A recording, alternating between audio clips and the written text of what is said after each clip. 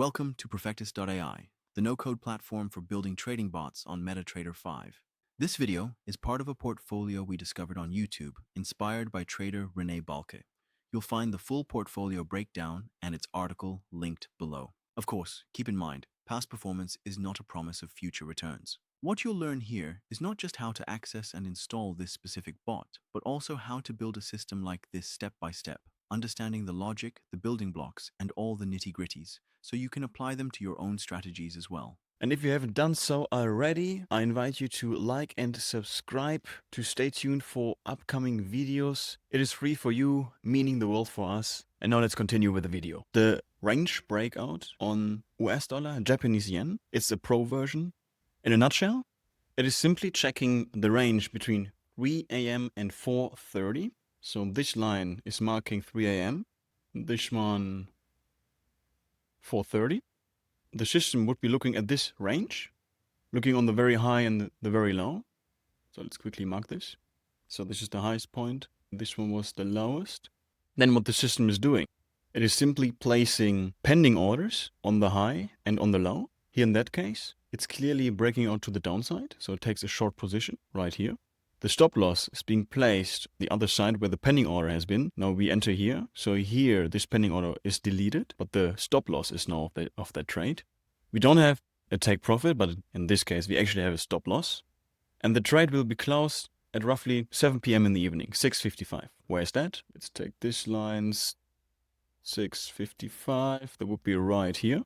So the candle close would be somewhere here. So this would be the complete trade. You see it was also almost hitting our stop loss actually. And the trade will be closed here based on time with a risk to reward ratio of 2.8. Now what the system is also doing is it's checking the range. It has to have a minimum size, right? It doesn't make sense like this one if it's too small because price wasn't moving enough. So there has to be minimum range, and it also doesn't make sense to have a massive range, right? For example, when this would be the range, it would be relatively big. So until one of these like price levels, like here the high and here the low would be hit, it might be already super late in the day, right? And then you don't have so much time anymore that the trade develops, etc. So there's also in the trading system, which I will go through in a sec, also a maximum range defined as well. And also nice about this system is there's only one trade per day max. And now let's build it from scratch. Since the system is a little bit more complex, we are working with variables and inputs. Very short explanation, variables is simply a value that the system is working with and it's changing over time. So here we are, for example, storing the price level, or we are also simply using them as gateways to here, for example, this variable, tradable we call it, switch it into a 1, and 1 means cool, it's now active, and then later on we switch it back to a 0, so to mark it as it's turned off. This is the use cases for variables. Inputs are pretty much the settings you once can set for the trading bot. So here you see, you can define a max range and a min range if you want to play around with this kind of input to make it less sensitive to range. So maybe you are comfortable or you want to test and backtest this system on a bigger range or even smaller ranges. Here we also have a max spread for the entrance. Then we also have predefined start times for the range, 3 a.m., the end range time, 4:30. Right, what we just saw before on the screen. And we only allow the trading system to trade from 4:31, so 1 minute after the detection of the range, until 6:55 in the evening. At 6:55, with these settings, the open trade will be closed. And here risk, we define it as 1. It will be 1% of your balance. And step number 1 in the system is that we will define the range. So here we run at time. Can also close this one. And here we select start trading. Well, actually we can keep it open so you also see what we are talking about. We can close the variables for now. Start trading at 4:31. Then the next block is a variable block, in particular the formula block, which is a pro block. We connect it. And in this block, we will calculate the range, which I've just discussed before, right? So here we take the variable range width, so it's a variable. And here now we work with market properties because now we want to check the highest price and the lowest price. What is logic, right? We want to see what was the highest price and the lowest price in this time period. So we start here with the highest price based on time period. We also have candle period, but here we use time period. Here we define the start time, here the end time. So we simply collect here the start range, which is an input, and the end range, which is also an input. Day offset, we keep it at 0. And what do we want to get? We want to get the price value. The time frame, we keep it on current. You will simply apply the trading bot on the 5-minute charts, so it will be fine. Now on the right-hand side, actually we want to change it to a minus. Change this one also to a market property. We have now here the highest price level, and now we want to check what is the lowest price level on the server time again. So here, same stuff, start range, end range. We want to get the price value, and that's it. Now we're going to work with this new variable, which is defined, the range width. So quickly going back to our example, what we did here pretty much with the range width, we defined this value. So it's not a price value, it is actually kind of a price fraction. So here would be like 7 pips, the range we're talking about. Now we go back, we click here on add new formula, because now we want to make sure that our width, range width we just calculated, does have a certain size. So here we take the range percent defined. So here we click value defined as the range width divided by the candle clause defined by candle clause ID number 1. And that's it for that block. Now the next one is again the infamous trade rule block. It's connected. Here you simply want to check, is the minimum range size given? So again, open up the inputs and variables, so you know what we are talking about here. And here we're simply comparing one value against another value. We simply want to make sure that the range percent is bigger or equal to the minimum range. So here we defined it in our inputs with 0.002, or in other words, 0.2%. Cool. Now let's copy paste this one. We connect it. We change this wording to maximum range width. What needs to change? Range percent stays the same, but now this one needs to be smaller or same size as the max range. And if this condition is true, we want to define variables. So we take the modify variable block from the variables section, connect it with the green connector. And here, as I mentioned before, we use now the tradable range variable, which we will now change to a 1. So pretty much we tell our system that we will build here on the right-hand side, cool, green light, we're good to go, trading this detected range. So this is pretty much just the calculation part, and now we come to the juicy part, where we run this trading bot per session. What does it mean? Again, we start with a when to trade block, as so often, and in particular run in session. Let's do it like this, and we will simply add our inputs, start trading and end trading. Just quick reminder, start trading, end trading, 4:31, 6:55 in the evening. And I will now first build the buy side of this system. And the first block is kind of maybe hard to understand, but you will get it because the very last block is defining the variable which is being checked in this block. We simply make sure, hey, is there a buy trade? If no buy trade, fantastic, because we really want to only take one trade per session. This is pretty much the purpose of this block. What we do here, we compare a value that we define later on, and we use here the variable buy trade if this one is 0. You will see at the very end, like we will build the decision tree out, and if all those conditions are true and in this case, buy now is happening, at the very end, this block will come, and I will quickly build it just so you already get an understanding of why we are adding this block. Because here, the buy trade variable will be set to 1.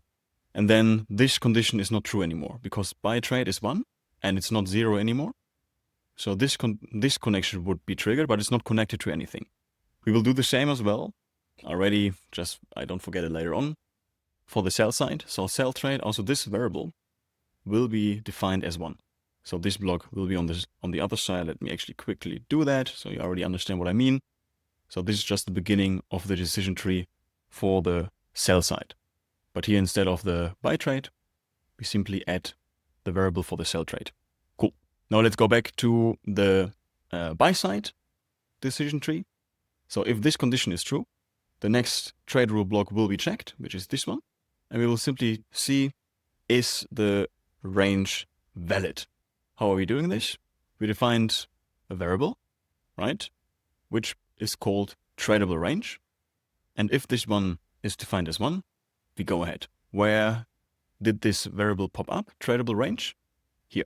In the very first decision tree we built, tradable range 1, if all those conditions are true that we just created before. Then again, next trade rule block. So if the condition is true, connected with a green connector, we want to see, is a range breakout happening? Range breakout. What are we doing here? We are falling back on the market property. And here we simply keep it on the ask price. So what is happening here with this setting? Here we simply get the value of the current ask price. And now we want to see, is this ask price crossing over, this is what this means, with the size of 1 pip, over the market property, which we are now defining here, which is the highest price. Makes sense, because now we are checking here the buy side, and now we're checking, is the price breaking out to the upside? We make it based on time period, again, as we know it, start range and the end range. Day offset, nope, still at 0. And here, what to get, we want to get the price value. Time frame, you also keep it standard on the current time frame. You simply need to pay attention when you apply the trading bot, which needs to be on the 5-minute time frame. Cool. Now the next block is the count trades, which you find on the under trading management. We drag and drop it. So if this condition is true, click on it. We simply want to make sure, yep, no trades are open yet. Again, taking into consideration that we really only want to take 1 trade at a time and 1 trade per session. So here we simply already change it to buys or sells. Doesn't really matter that much. Then you already know that we are also checking the spread. So here under trading rules, check spread, drag and drop, connected. And here we want to make sure that the current spread is smaller than the maximum spread as we defined it. Quick callback, max spread 10. So this is the max spread we allowed in our system. And now we are almost at the modify variable block, but what is missing? It's missing the buy now block. So now you already see that there's a little differentiation of my initial explanation of the system. Instead of placing pending orders, we simply take a trade instantly when those conditions are true, thanks to the market properties we have defined before. So this is just a small addition to my prior explanation, so you're not confused or whatever. And here now we define, first of all, the money management, very important. Here you see it's by default on 1%, but here we will change it with risk that we defined before.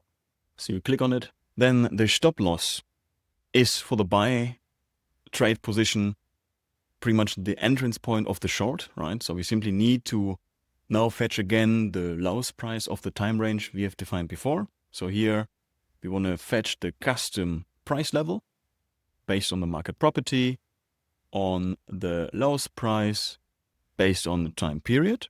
Again, start range, same story every day, end range, and we want to get the price value. The take profit, we don't have it, no take profit, but now we again add an auto clause based on fixed time, which is defined on end trading. So here, quick callback, 6:55 in the evening. If this then the trade has been taken, we connect the modify variable block. So now you see what's happening. The buy trade variable and the sell trade variable is getting changed to 1. So here this one is now 1 and it doesn't equal 0 anymore. So that's why this connection is not triggered anymore, but this one, but it's not connected to anything. Same to this one, where we'll just build the decision tree in a second. So here, by having this modify variable block and this kind of like gateway, we are simply making sure that not any further trades are being taken. All right. Now let me quickly wrap up also the short side of this trading system. Here we pretty much do the same stuff, so I can copy paste some parts of it. We again check, is the range tradable? If yes, fantastic. Now here, the change is of course, now you want to check the breakout to the downside. So you want to see, is the price crossing from the upside to the downside with 1 pip size?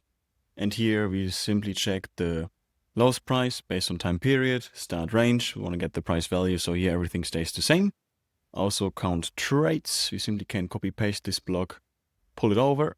Also the check spread block remains the same, can pull it over. And now we take the sell now block, which again is defined by our risk input.